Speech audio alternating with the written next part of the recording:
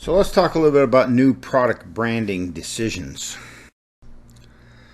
Of course, here is what the book refers to as the new product development process, where you start with the opportunity identification, concept generation, product evaluation, product development, and product launch. Of course, while this is presented as a nice five-step procedure, turns out that in most cases it doesn't exactly work this way. So one of the key questions for the new products is a branding decision. Should my product have a new brand, or should it be a brand extension of an existing brand?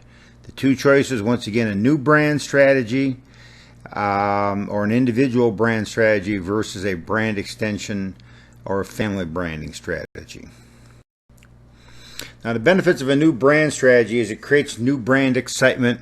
There's new brand positioning, and it lowers the risk of failure. Here's how that happens. Well, the idea about new brand excitement is that anytime we offer a brand new brand, there's an excitement internally in the organization and by customers about something completely brand new.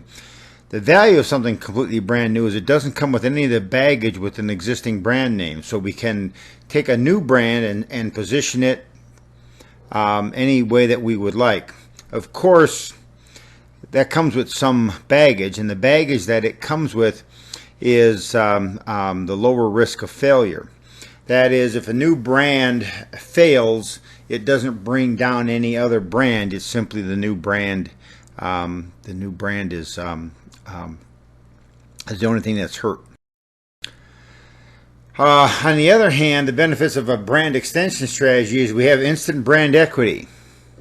Of course, we're not sure how much of it will transfer, but if I'm already using an existing brand name, I have built-in awareness and trial, built-in product acceptance, and built-in positioning.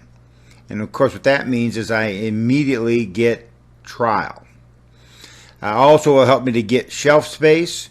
It undoubtedly will cost me less to launch the product because people are already familiar with the brand name, so my marketing costs go down.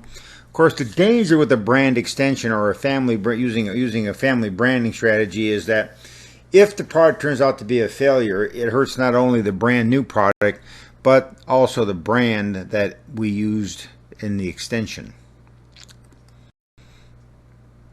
So it really,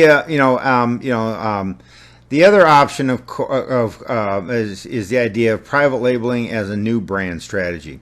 Another option is that we could go in and private label for someone else as opposed to generate a brand new brand. So this is the decision of would I produce a product for someone else or go in and develop my own new brand instead. So one of the questions is, should a company produce private label brands for a retailer?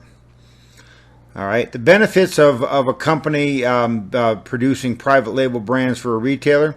Well, it helps to cover my costs. It allows the company to pursue a segment without marketing or diluting its current brands.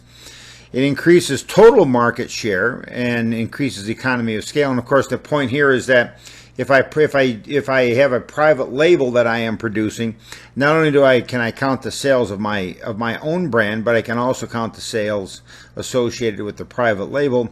And if I don't do it, the truth is someone else will. So the argument that somehow if I don't produce a private label, there won't be any competition is probably not accurate. Now, some of the disadvantages of producing private labels for a particular retailer is, in one way or another, it adds competition. And of course, customers are pretty smart, and it's probably easier for them to identify products that are made by the same company. Once again, another disadvantage of using private label branding is that it lowers my margins. Since I don't have to do any marketing to get the product to market, it costs me less. But at the same time, the margins that I get from using private labeling strategy compared to my own brand are lower. There's also the potential to have leverage by the purchaser. That is, the private labeling company has some leverage. They are making a large order, and as a result, they have leverage in terms of pursuing better prices and perhaps better delivery and a variety of things. Of course, there is always a notion, the danger that customers might find out that I am in fact making the private label brand for another company, and as a result, they might believe that they're getting the same product if they buy the private label product. Another problem with using private labeling, is that I'm going to use up a bunch of capacity that at some point in time I might need later on. And of course, there's always this issue of the effect on employees. Employees of a company like to produce their own brands. They're not necessarily quite as excited about producing products for a competing private label brand. So what would you do? Would you produce those private labels?